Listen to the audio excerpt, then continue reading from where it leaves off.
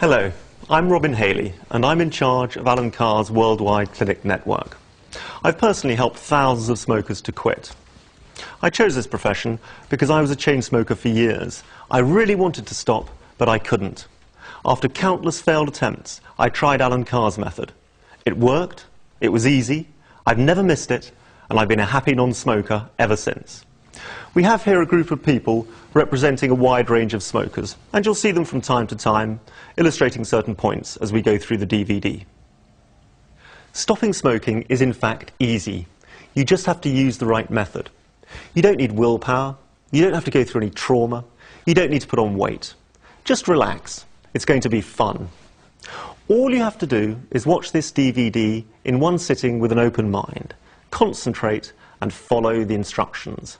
Make sure you're not going to be disturbed, turn off the telephone and remove any distractions. Make yourself comfortable, relax. Do you feel like having a cigarette? If so, go ahead. If you smoke roll-ups, cigars or a pipe, or chew or suck tobacco products, or take nicotine in any form, the same applies.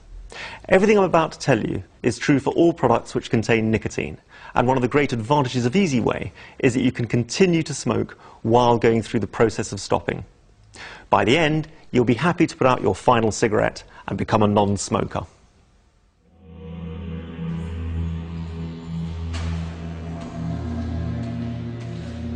Imagine for a moment this scene. Look, this prison is not good for your health. Your wife and children are very worried about you. Just be sensible and get out of this place. That doctor is clearly talking nonsense. But didn't he sound rather like a doctor trying to persuade a smoker to stop? Don't worry, I won't be using shock tactics. They don't work. Smokers aren't stupid. You know it's killing you and costing you a fortune. You've been told that often enough. It makes you want to stop, but it doesn't help you to do it. Does dieting make food less precious? No, more so. Also, stress makes you want to smoke. Tell a smoker it's killing them, the first thing they'll reach for is a cigarette. What the prisoner needs is not a lecture in the obvious, but the key to his prison. Smokers are in exactly the same position, and Alan Carr's method is the key. You feel trapped. You know you should stop, but that doesn't help you do it. Cigarettes are controlling your life. You feel like a slave. These are all reasons for stopping, but you don't smoke for the reasons you shouldn't smoke. You smoke for the reasons you do smoke. Once you realize that the reasons you smoke are illusions, then stopping will be easy. Of course, you could argue that whereas the prisoner in the cell has no choice, smokers choose to smoke. But do they? When did you choose to become a smoker? Do you choose to remain a smoker? Presumably not, since you're watching this. In fact, the vast majority of smokers admit they would rather be non-smokers, which means they're not choosing to smoke. Smoking is an addiction, which denies freedom of choice. It enslaves the addict. The trap works in a similar way to a pitcher plant, which feeds off flying insects. The plant gives off a scent which the insect finds irresistible. The inside of the plant is coated with a delicious nectar, which the insect consumes. A combination of gravity and the lie of the hairs on the plant's surface ensure that the insect travels in one direction only, downwards, towards a pool of juices where other insects have already met their death. This doesn't bother the insect. After all, it has wings and can fly off whenever it wants to. However, the nectar is sticky and clings to its legs and wings, and by the time it's had its fill, it weighs twice as much. The more the insect struggles, the more trapped it becomes. The sides of the plant become steeper and steeper. The result is inevitable. You could argue that it chose to eat the nectar. No one forced it to. But did it choose to become trapped? Of course not. At what stage was the insect trapped? When it found it couldn't escape? No. That's just when it realized it was trapped. It was trapped from the moment it smelled the nectar. From that point on, it was being controlled by the plant and had no choice but to respond to its instincts.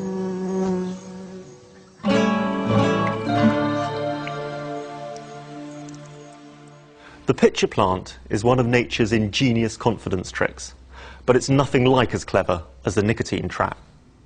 No matter what stage you descend to, the nicotine trap makes you want to continue smoking, despite the fact that you also want to stop. No smoker chooses to smoke. We may have chosen to smoke the first experimental cigarettes, but nobody actually decides to become a smoker for life. We're lured into the trap and don't even realize we're hooked until we try to get free. All smokers hope their children won't start, which means they wish they hadn't started themselves. If you've ever made an attempt to quit, you're continuing to smoke not out of choice, but because that attempt failed. Given the choice, smokers would rather be non-smokers. So what's stopping them?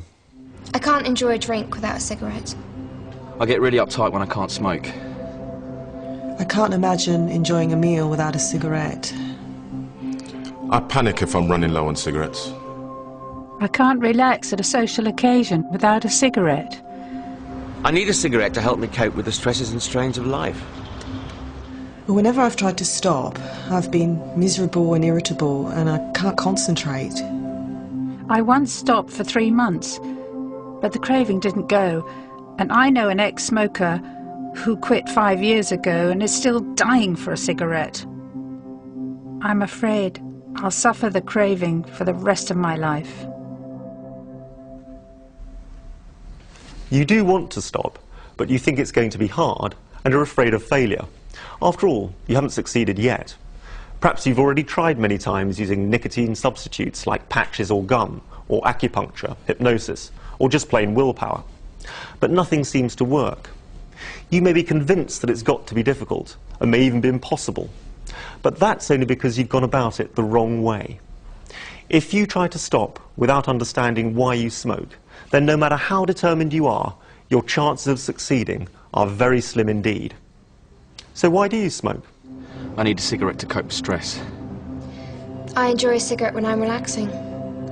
It helps me concentrate. It relieves boredom. I like the taste. I like the smell. It's a social prop. It's stylish and cool.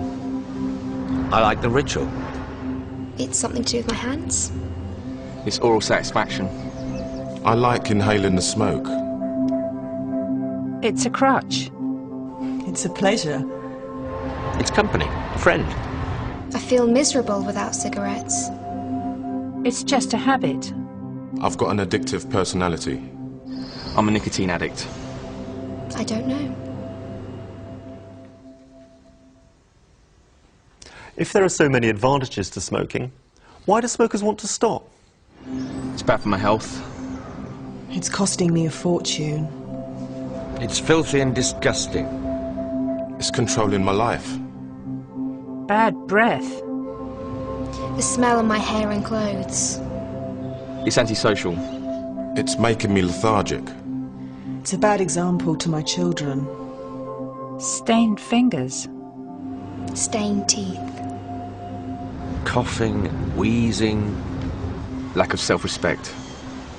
Slavery. So there's a whole set of advantages and a whole set of disadvantages. Let's look at some of the advantages. Smokers give contradictory reasons for smoking. I need a cigarette to cope with stress. I enjoy a cigarette when I'm relaxing.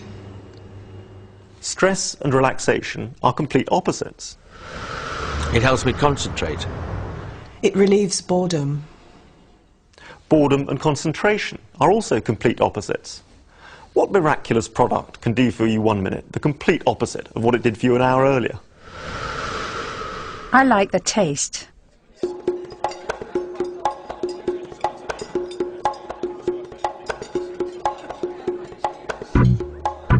Taste has nothing to do with it.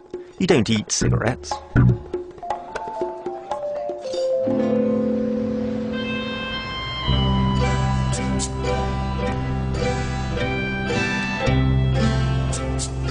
Even if you love the taste of lobster, you never reach the stage where you have to carry lobsters with you at all times.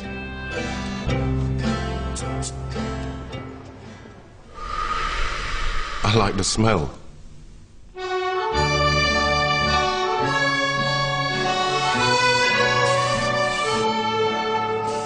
not spray your house with the delightful fragrance of cigarette smoke?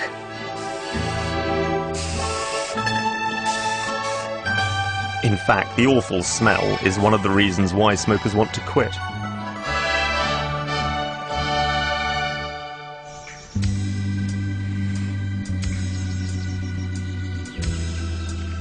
Even if you love the smell of roses, that doesn't make you want to smoke them. And most smokers actually dislike the smell of other people's cigarettes.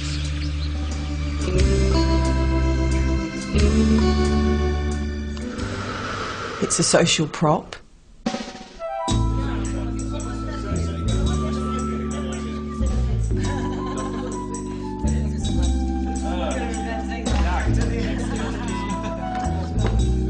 Ashtray. Yeah. No one used to smoke, huh? I'll go outside.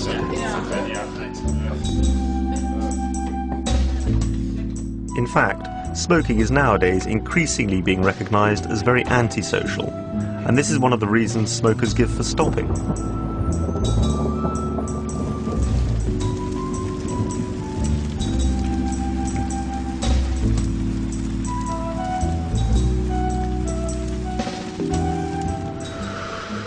It's stylish and cool.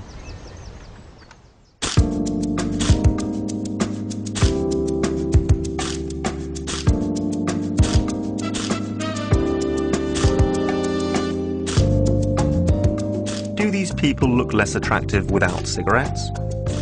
Of course not. The attraction lies in them, not in the cigarette. In fact, it's now widely regarded as unattractive, uncool, and unfashionable to smoke. The heroes of today's films and TV programs are increasingly non-smokers. I like the ritual. Heroin addicts believe they enjoy the ritual of injecting themselves. They don't. It's just the way of delivering the drug into their body. And it's not to get a high, it's to relieve the low caused by the withdrawal from the previous fix. Smokers are in exactly the same position. It's something to do with my hands. It's oral satisfaction.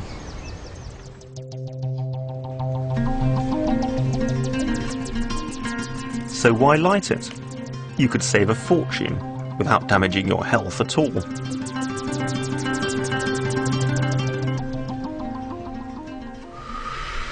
I like inhaling the smoke.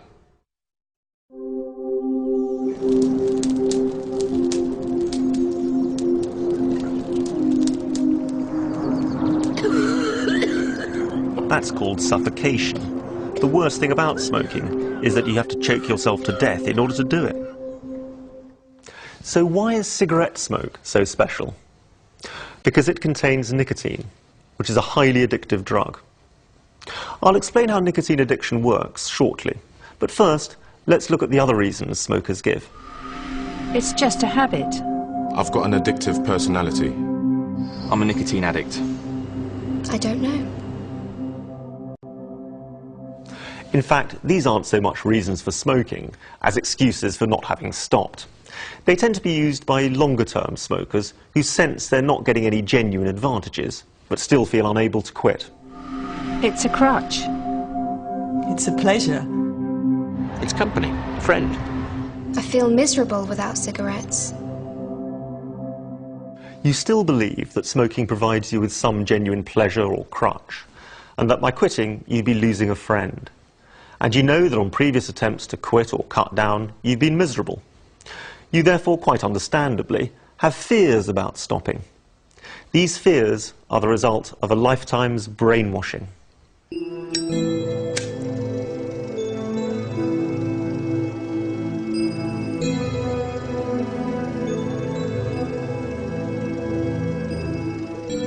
From birth, we're bombarded by information telling us that cigarettes relax us, relieve stress and boredom, and help us to concentrate. We're brainwashed into believing that we need them to cope with and enjoy life. Our subconscious is manipulated through marketing techniques, social images, and misconceptions. Smokers themselves, and even so-called experts, perpetuate these illusions. The result is, we don't even question them.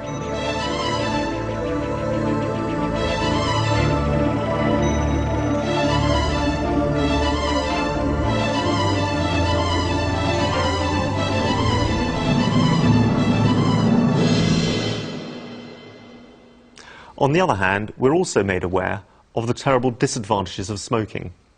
In fact, we're torn between two contradictory fears. On the one side, it's killing me, costing me a fortune, filthy, disgusting, and controlling my life. You try to block that bad side from your mind, but you never succeed.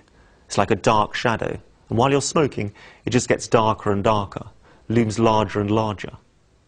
On the other side, how can I enjoy life or cope with stress without my little pleasure or crutch? You're frightened that if you stop smoking, you'll have to go through some terrible trauma, and that even if you do succeed, you may never be completely free from the desire to smoke.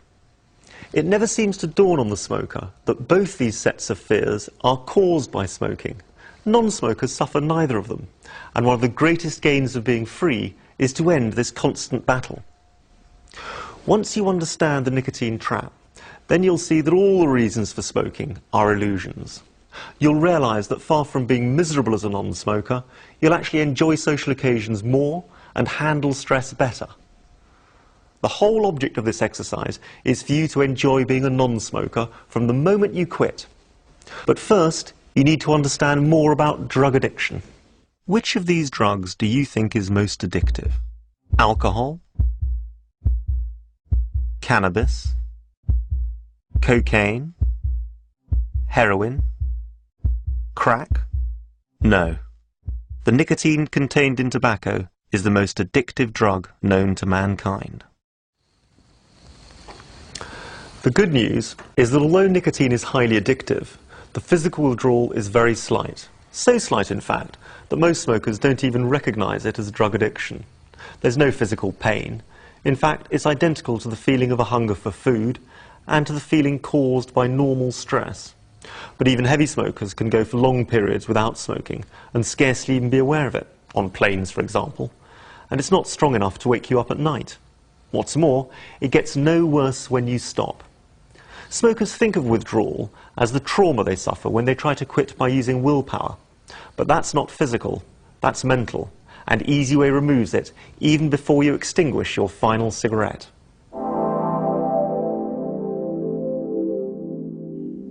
Nicotine is the colourless, oily compound contained in tobacco that addicts smokers. It's a deadly poison, and it's sold commercially as an insecticide. If you were to inject the nicotine content of just one cigarette into a vein, it would kill you. Every puff on a cigarette delivers to the brain via the lungs a small dose of nicotine that acts faster than a dose of heroin injected into a vein. Nicotine is a quick-acting drug, and levels in the bloodstream fall by about 50% 2 hours after extinguishing a cigarette. This is why most smokers average about 20 a day.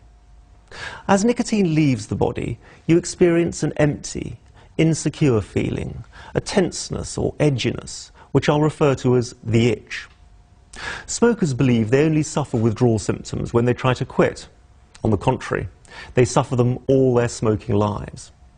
Just as we only know hunger for food as I want or need to eat, so we only know the itch as I want or need a cigarette. Most smokers can remember their first cigarette was foul.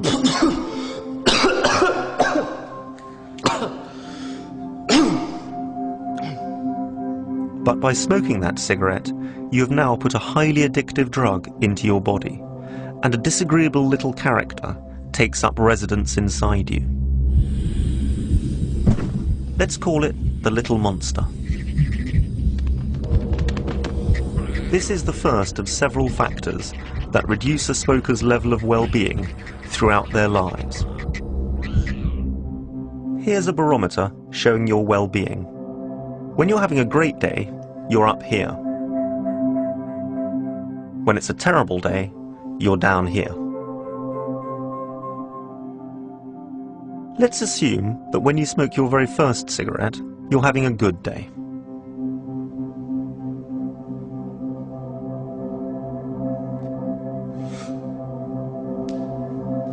Once you extinguish the cigarette, you start to experience the itch, an almost imperceptible, empty, insecure feeling, which smokers only know as, I need something to do with my hands, or I want or need a cigarette. This is in fact nicotine withdrawal. It's the little monster inside your body demanding to be fed.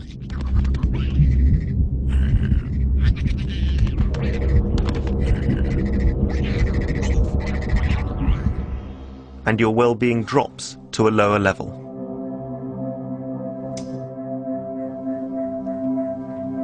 If you light another cigarette within that withdrawal period, the empty, insecure feeling is immediately replaced by a feeling of satisfaction and confidence.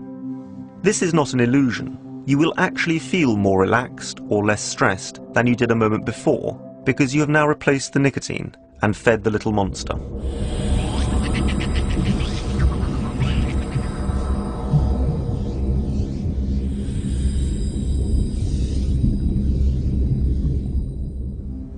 Your level of well-being will immediately go up. The second cigarette tastes just as foul as the first, and you'll remain convinced that you could never get hooked. But you've taken the bait. What you've actually enjoyed is trying to get back to the level of well-being you had as a non-smoker. This simple confidence trick is what hooks all smokers. You may have noticed that the smoker never quite reaches the level they were at before they started smoking. This is because nicotine is a powerful drug and a poison. Our bodies build an immunity to both. Immunity is a two-edged sword. It helps protect you from the poisonous effects, but it also means that the nicotine withdrawal is only partially relieved even when you smoke a cigarette. And the empty, insecure feeling is never completely removed.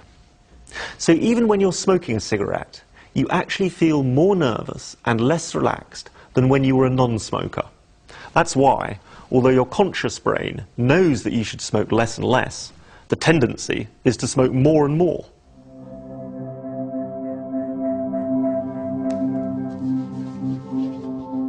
After you finish the cigarette, the level of nicotine in your body falls again, and the little monster soon demands another fix.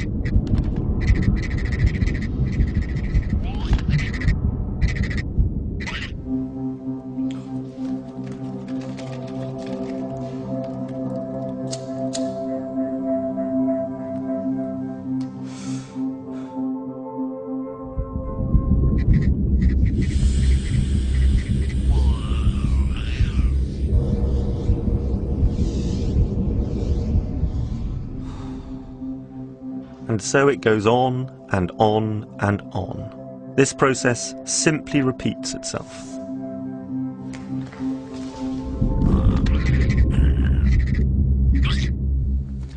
The only reason any smoker lights a cigarette is to feed that little monster and try to relieve the aggravation caused by the previous cigarette.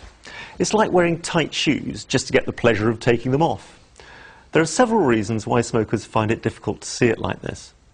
Remember, the empty feeling is indistinguishable from hunger and normal stress, and is almost imperceptible. There's no physical pain whatsoever. Our brain is therefore fooled into believing that the empty feeling is caused by the stresses of life, whereas in fact it's caused by the withdrawal from the previous cigarette. We only know the feeling as I want or need a cigarette. The moment we light up, we do immediately feel more relaxed, less stressed, and better able to concentrate. So the cigarette gets the credit for relieving the feeling, but not the blame for causing it in the first place. Another major factor which lowers the smoker's well-being is the disadvantages of smoking. Of course, smokers try to block these from their minds.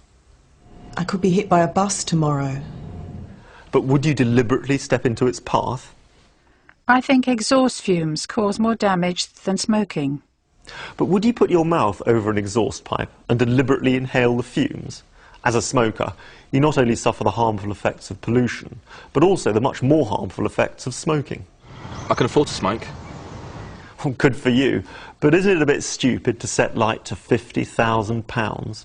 After all, that's what the average British smoker spends on cigarettes in their lifetime. Possibly the worst aspect on the health side is not the risk of killer diseases like lung cancer. Now, don't misunderstand me. I'm not belittling those diseases, but all our smoking lives, we block them from our mind, promising ourselves we'll quit tomorrow. It's like a time bomb ticking away. We hope that it'll never happen, or that by some miracle we'll have quit before it does. But the moment we start smoking, we're not only congesting our lungs with tars and other poisons, we're also systematically and progressively gunging up our blood vessels. We're starving every muscle and organ in our body of oxygen and the vital minerals which we need to enjoy our lives to the full. Because this deterioration happens gradually, we aren't even aware of it. It's like growing old. It's not until we see a photograph taken 10 years earlier that we notice the difference. Provided you keep fit and healthy, this aging process need not adversely affect the quality of your life. But regularly poisoning your body does affect it. You become breathless, permanently lethargic, and wake up feeling tired even after a full night's sleep. And the vital parts of your body which are most affected by this poisoning and starvation are your heart, your brain, and your immune system. How can your brain concentrate properly if it's not only being distracted by withdrawal, but also starved of oxygen? Did you know that smoking coagulates your blood? How can you expect your heart to continue to pump increasingly coagulated blood through increasingly restricted blood vessels?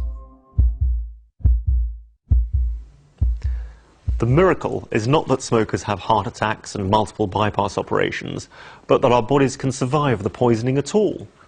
It says much for the incredible strength of the human body. If we treated our cars like our bodies, they'd be scrapped within a year. Yet amazingly, once you stop smoking, the body purges the vast bulk of accumulated filth and poison within just a few weeks. In addition to this physical deterioration, smoking destroys your self-confidence and self-respect. You realize you're not in control. Cigarettes are controlling you. You're not just smoking when you choose to. You've got to have them. And even the thought of not having them sends you into a panic. As your wheezing, coughing, and lethargy increase, the cancer scares become dark shadows looming at the back of your mind, and you realize that you're a slave to the cigarette. This gradual physical and mental deterioration combine to reduce your level of well-being as you go through life. The low, therefore, gets lower and lower, and the high that you come back to every time you light a cigarette goes down in proportion. It's an endless cycle that causes the victim to go in one direction only, downwards.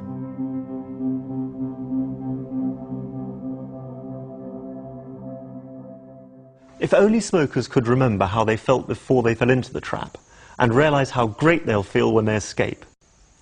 A smoker will always feel less happy on a good day and more stressed on a bad day than a non-smoker. You smoke purely and simply to feed the little monster, because if you don't, you start feeling uptight. The good news is that this little monster is easy to kill. All you have to do is stop smoking and stop taking nicotine in any form, and it dies very quickly. What's more, the physical withdrawal is so slight that providing you use this method, it'll scarcely bother you at all. Once you've understood and accepted that you're making no sacrifice whatsoever, and that therefore you're not being deprived of anything because cigarettes do nothing for you, then you'll be able to return to the state you were in before you started smoking, and you'll become a happy non-smoker. But perhaps you're still not convinced that smoking does nothing for you whatsoever. So let's remove the remaining illusions. It relaxes you. It relieves boredom. It helps you concentrate.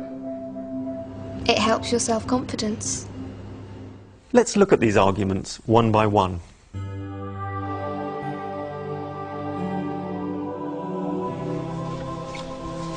Wasn't that a great massage? Yeah, but I could really do with a cigarette right now. In fact, it's the complete opposite. It makes you feel uptight, irritable, and nervous. When you should feel relaxed, you experience withdrawal symptoms if you can't smoke. So you smoke in order to try to get rid of that withdrawal. In fact, you smoke in order to feel as relaxed as a non-smoker, who of course never suffers the withdrawal in the first place.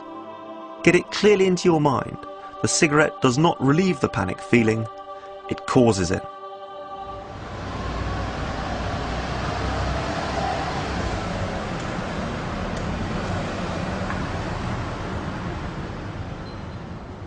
In a bored state, you have nothing to take your mind off the itch of the little monster in your body craving nicotine.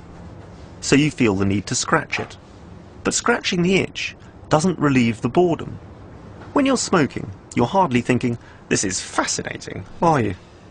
We're so obsessed with smoking, and it takes up so much of our time, that we often neglect activities which are genuinely stimulating. In fact, the lethargy and apathy which result from smoking are primary causes of boredom.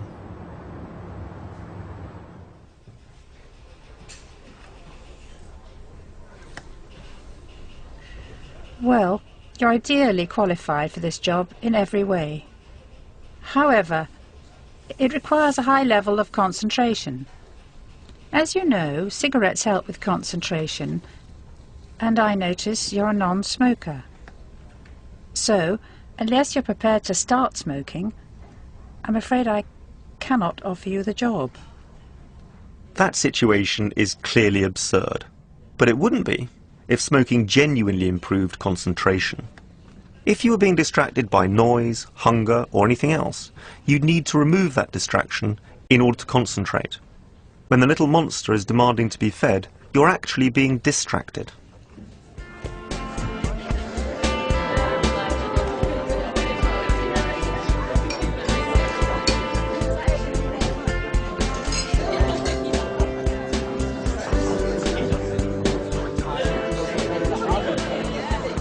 You're permanently more anxious as a smoker because you have the little monster demanding its fix.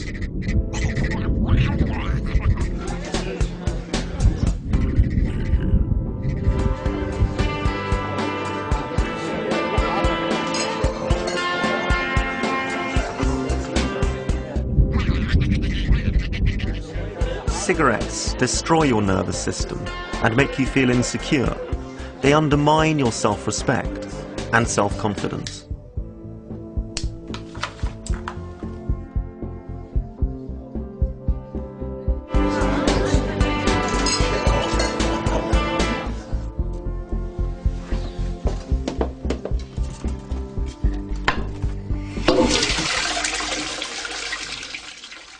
Once your body has stopped withdrawing from nicotine and the brainwashing has been removed, you'll be more relaxed, less bored, better able to concentrate, and have more self-confidence.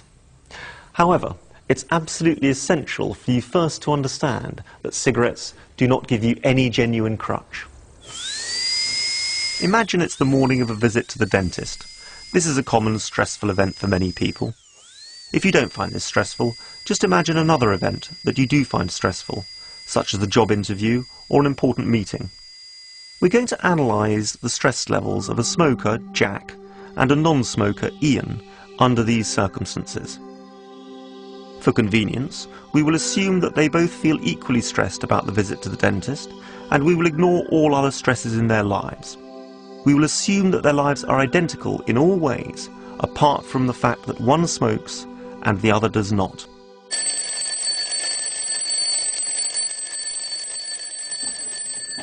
Jack and Ian are suffering equal stress from the impending visit to the dentist.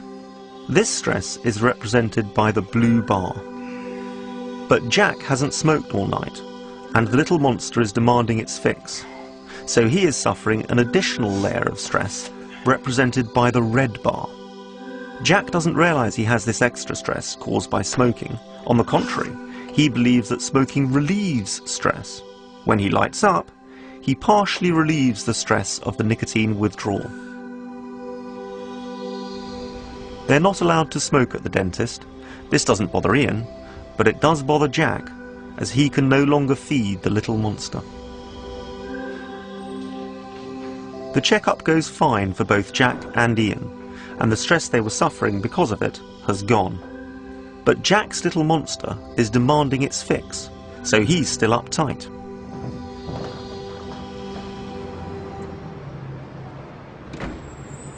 Even when Jack lights up, he's less relaxed than Ian because the cigarette only partially relieves the feeling. Be clear that the stress meter is merely meant to illustrate that the little monster will cause smokers to be more stressed and less relaxed at all times than if they were non-smokers. But remember that the true position is far worse. The real stress that smokers suffer is not the physical withdrawal itself. Fortunately, that's almost imperceptible, which is why it's easy to quit. But a far greater stress is caused by the frustration of wanting a cigarette and not being allowed to have one, just like not being allowed to scratch an itch. And at some of the most stressful periods in smokers' lives, like visits to hospitals and flying on planes, not to mention when they're at work, smokers aren't allowed to smoke. Also bear in mind that the general level of stress is increasingly being raised by the other disadvantages of smoking, such as the effects on your physical and mental well-being. In fact, smoking doesn't help you to cope with the stresses and strains of life. On the contrary, it causes the very stress that smokers believe it relieves. You're a slave to the little monster who's constantly demanding its nicotine fix and making you feel insecure. Many smokers reach the stage where they cannot perform simple mental or physical acts without first lighting up.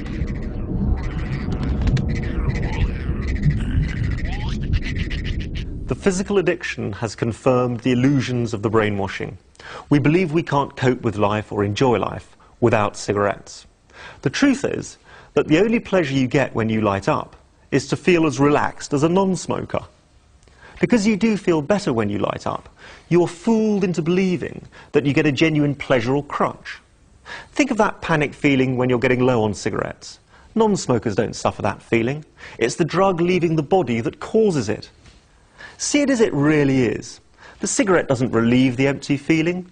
The first cigarette started it, and each subsequent cigarette has simply perpetuated it. So you've fallen into the trap of nicotine addiction. When do you think you fell into it?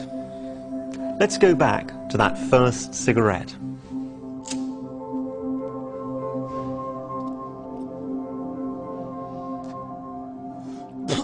As long as you weren't enjoying it, you thought, I won't get hooked. But you were hooked long before you realized.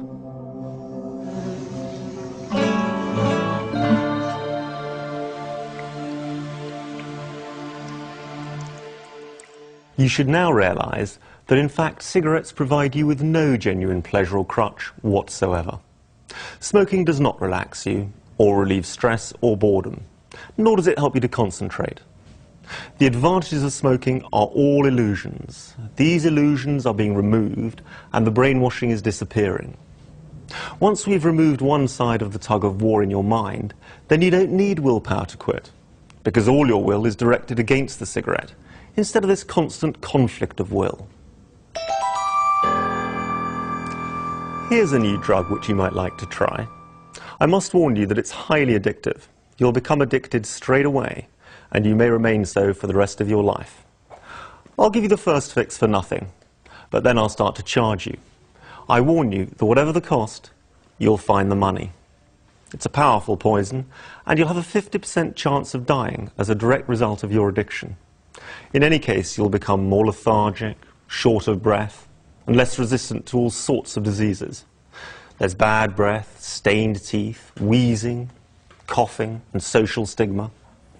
It'll not only destroy you physically, but also attacks your nervous system, undermining your confidence and self-respect. And you, an otherwise strong, intelligent, healthy, and attractive human being, will end up despising yourself for being the slave to something you yourself detest.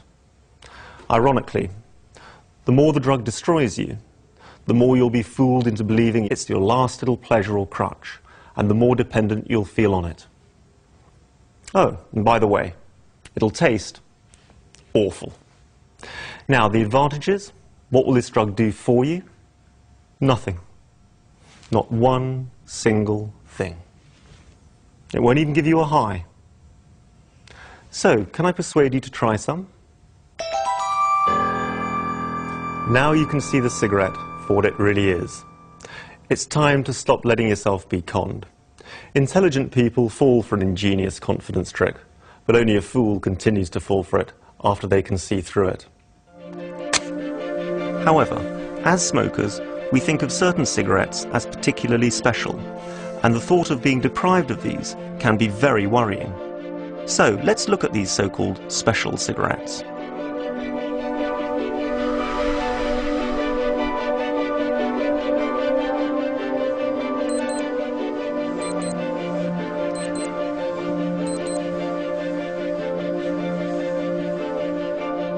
The only reason the first cigarette in the morning seems special is because you've gone all night without one.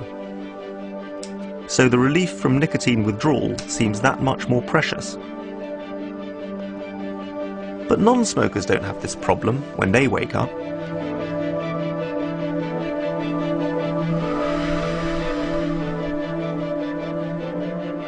This cigarette during a break is special because it's time out to relax from your usual activities.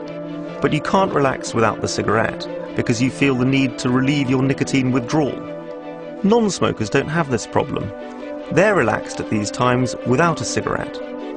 Smokers believe a cigarette gives them an excuse for a break and fear that when they quit, they won't be able to take breaks. The fact is, smokers need breaks in order to feed their nicotine addiction, otherwise they get uptight.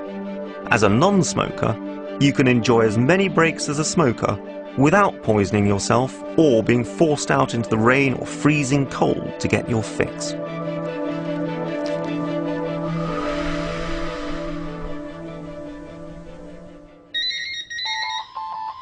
It's often more difficult to relax and concentrate while on the phone. As a smoker, you're less relaxed and less able to concentrate when you're withdrawing from nicotine, and because you're being distracted by your craving. So you feel the need to smoke. But non-smokers don't have this problem when they answer the phone. Nor did you before you started smoking. And nor will you when you're free. Listen, yes, do you want me to go to the shops? When do you want to meet up?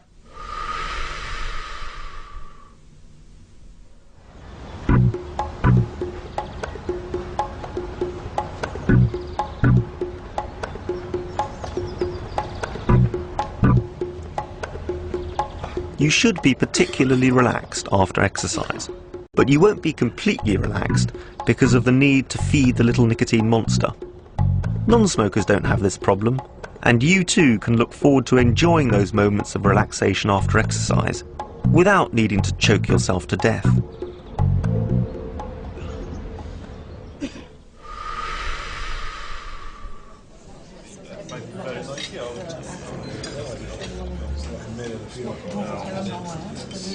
The favourite cigarette for most smokers is the one with a drink or after a meal.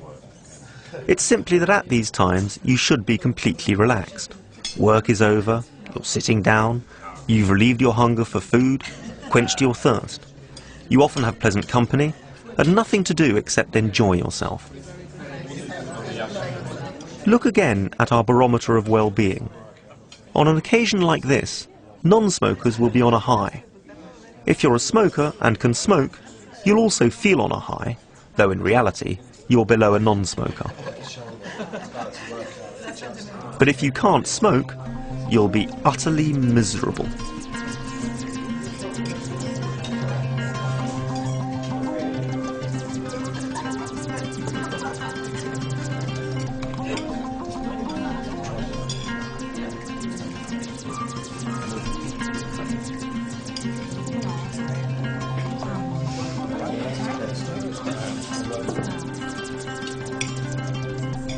So in this situation, the difference between having a cigarette or not is the difference between feeling on a high or feeling miserable. This is the real reason the nicotine monster is so powerful, and why smokers go to extraordinary lengths to get their nicotine fix. Non-smokers don't have this problem, and you'll enjoy these occasions far more once you're free.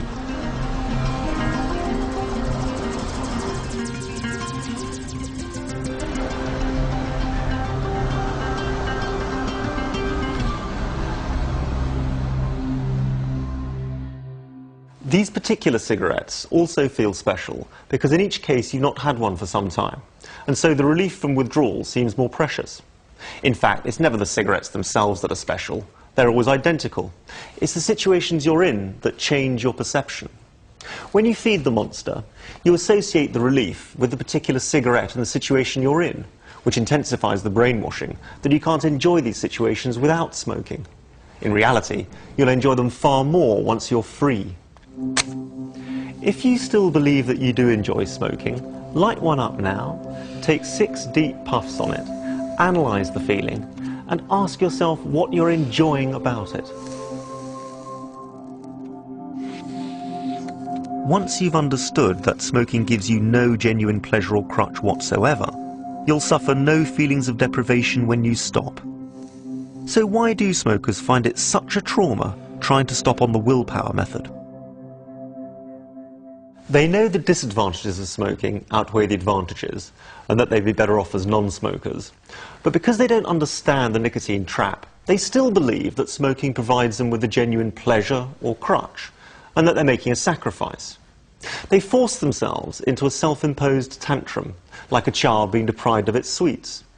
They hope that if they can endure the misery of the tantrum for long enough, time will heal the wound, the craving will go, and they'll be free. However, in the vast majority of cases, this approach fails, as the ex-smoker feels deprived, miserable, and irritable, to the point where life as a non-smoker seems intolerable.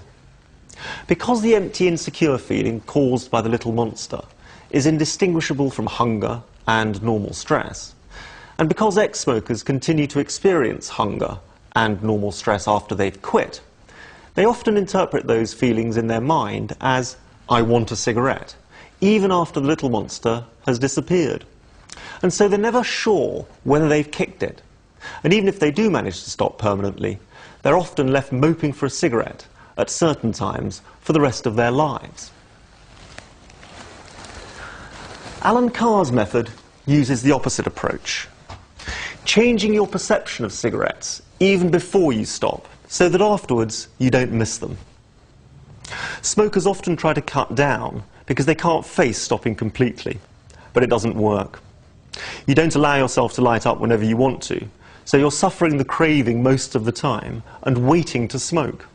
Now your whole life is dominated by the next cigarette, which seems the most precious thing on earth, and you usually end up smoking more than you did before.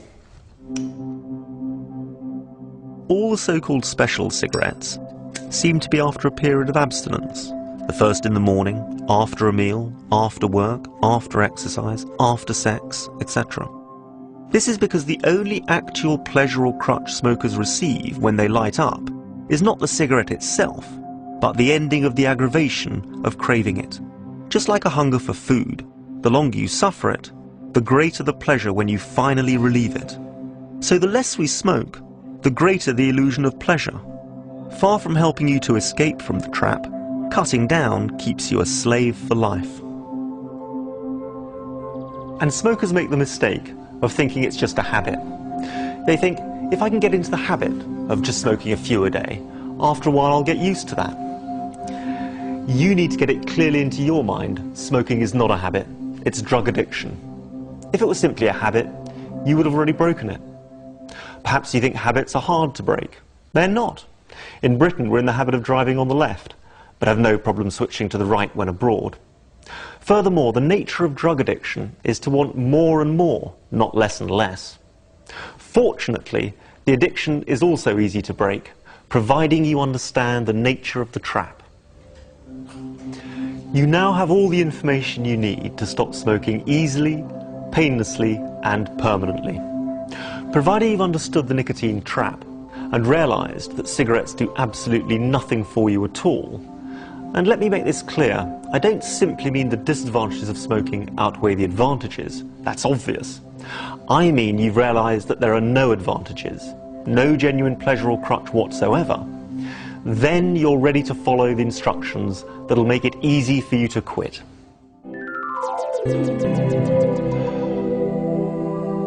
The brainwashing has been reversed. Your perceptions have changed. The illusions you had about smoking have gone, and you now see cigarettes for what they really are. You thought they were your friend, but in fact, they're your worst enemy. Get it clearly into your mind there's nothing to give up. The pleasure, crutch, relaxation, stress relief, prop, reward or friend you thought smoking gave you were illusions. Smoking is simply drug addiction. You're not making any sacrifice whatsoever, so there's no reason to feel deprived. You didn't enjoy being a smoker, that's why you've decided to stop. You're achieving what every smoker would love to achieve: freedom. You're making marvellous positive gains in health, energy, money, self-respect, confidence, and, most importantly of all, in the length and quality of your future life. And you're losing nothing at all. This is one of those rare situations where there's absolutely no downside whatsoever and a huge upside. So approach the process of stopping not with doom or gloom, but with a marvellous feeling of excitement, a sense of relief that the whole filthy nightmare is finally over, and a feeling of elation that you're now finally free. Enjoy being a non-smoker right from the start. I would like you now to smoke your very last and final cigarette.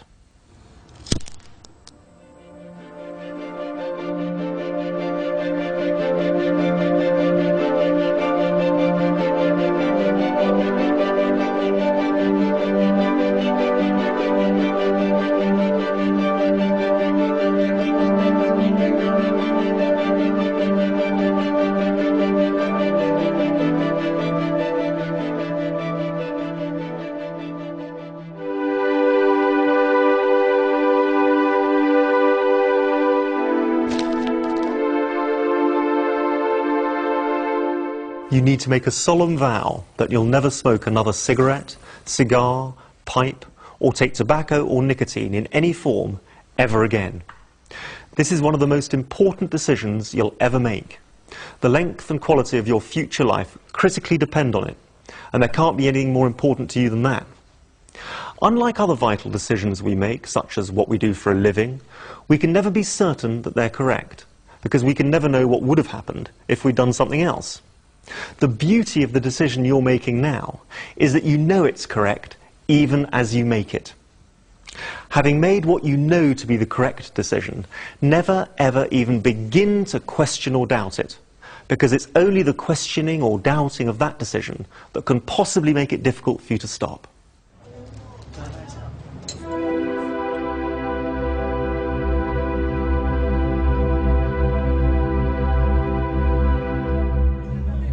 Don't avoid smoking situations. Go out, handle stress, and enjoy meals, drinks, and social occasions right from the start. Remember, you're not being deprived. You haven't given up living. In fact, you haven't given up anything. Smokers are being deprived of their health, energy, money, peace of mind, self-respect, confidence, and freedom. They are drug addicts. Observe them, particularly at social occasions. Notice how they're only comfortable while they're smoking subconsciously. When they become aware of their smoking, they're uncomfortable, self-conscious, and defensive.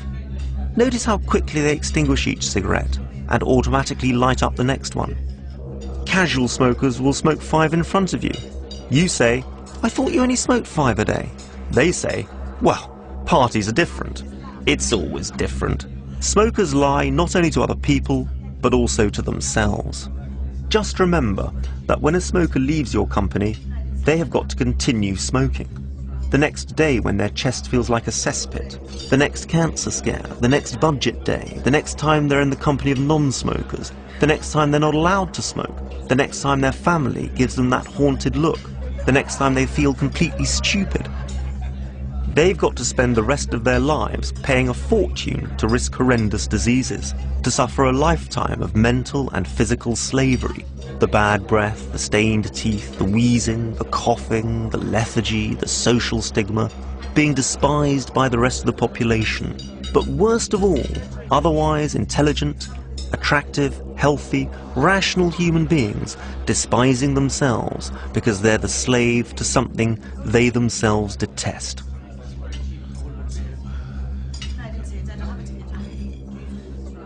And all for what?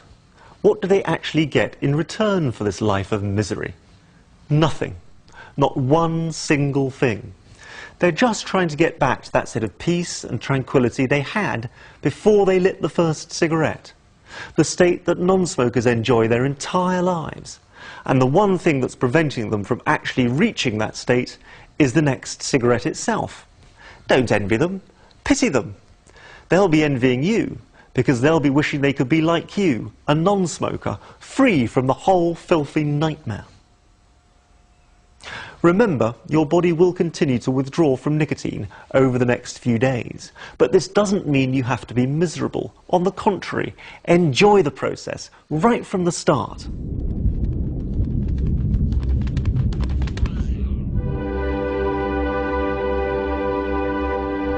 You've been the slave of this little monster for years.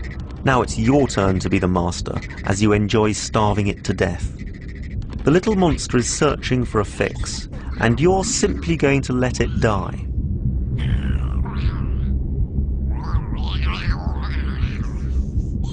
If you're aware of the feeling at all, you'll only know it as a little empty, insecure feeling, a feeling of not knowing what to do with your hands, or simply the feeling of, I want a cigarette.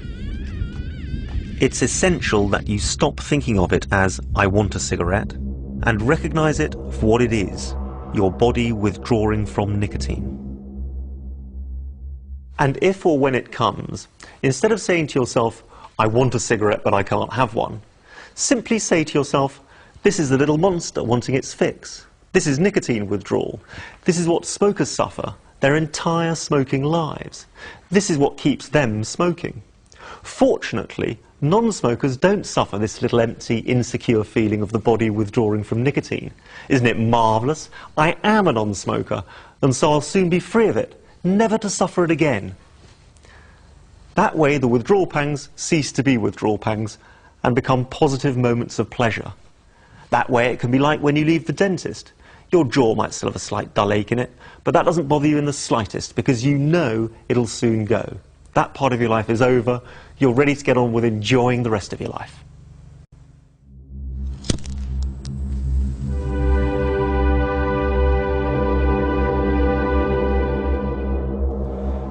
Don't fall for the trap of thinking, just one cigarette. One cigarette would revive the little monster and create the need for another, and another, and another.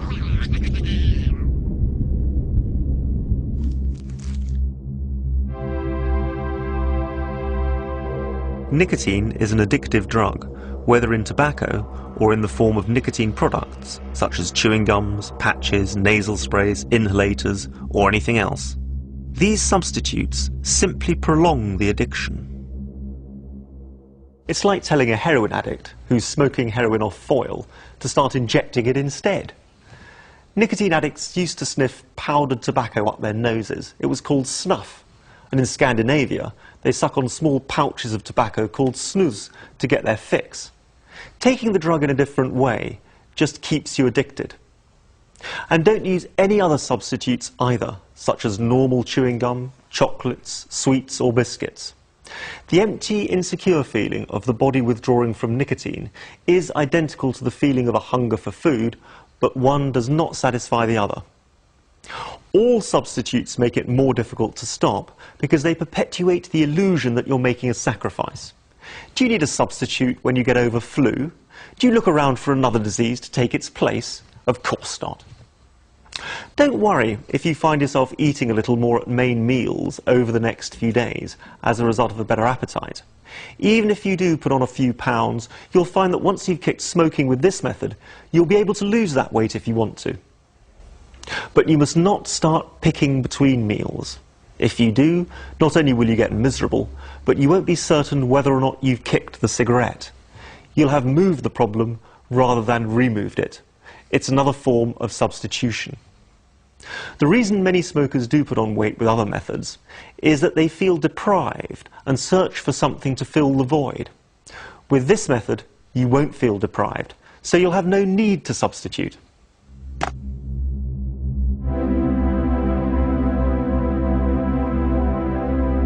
Don't keep cigarettes on you or anywhere else in case of an emergency. If you do, it means you're doubting your decision. You're a non-smoker. Non-smokers don't need cigarettes, and that's one of the great joys of being free. Don't try to block your mind from smoking. It doesn't work. Just make sure that when you do think about it, you're not thinking, I want one but I can't have one. Make sure you're thinking, great, I'm a non-smoker. If you follow those simple instructions, there'll be a moment over the next few days which you thought you couldn't handle or couldn't enjoy without a cigarette, and it'll suddenly dawn on you that it never even occurred to you to smoke. That's the marvellous moment when you realise you're free. But don't wait for it to happen or try to force it, because if you do, you'll create a phobia in your mind. All you really have to do is accept there's nothing to give up, make your decision never ever again, and get on with enjoying the rest of your life as a non-smoker. Life will soon go back to normal, and you'll accept that you're a non-smoker. But be on your guard. Oh, I haven't had a cigarette in 6 months now. Guess one won't hurt.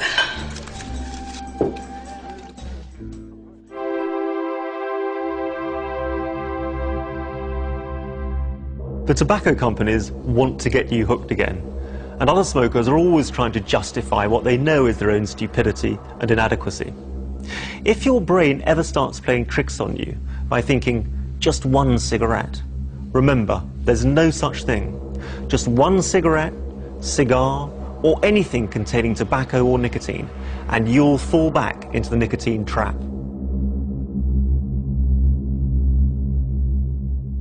There's only one essential to remaining a non-smoker, and that's not to smoke. The moment you light a cigarette, you become a smoker again.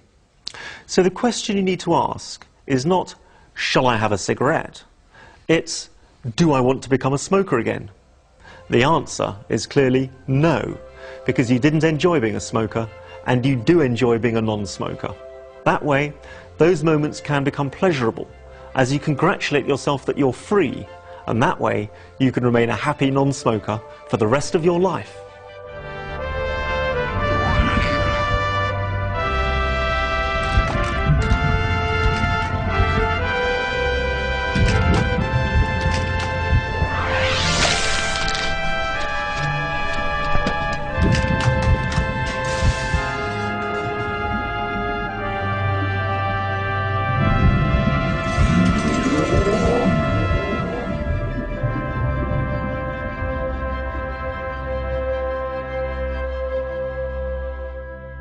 You're now free. Congratulations. Remember, every smoker would love to be in your position. Never doubt your decision. You know it's the right one. If you have any problems or questions, please contact your nearest Alan Carr clinic, details of which you'll find on the menu. You can now enjoy the rest of your life as a happy non-smoker. Goodbye.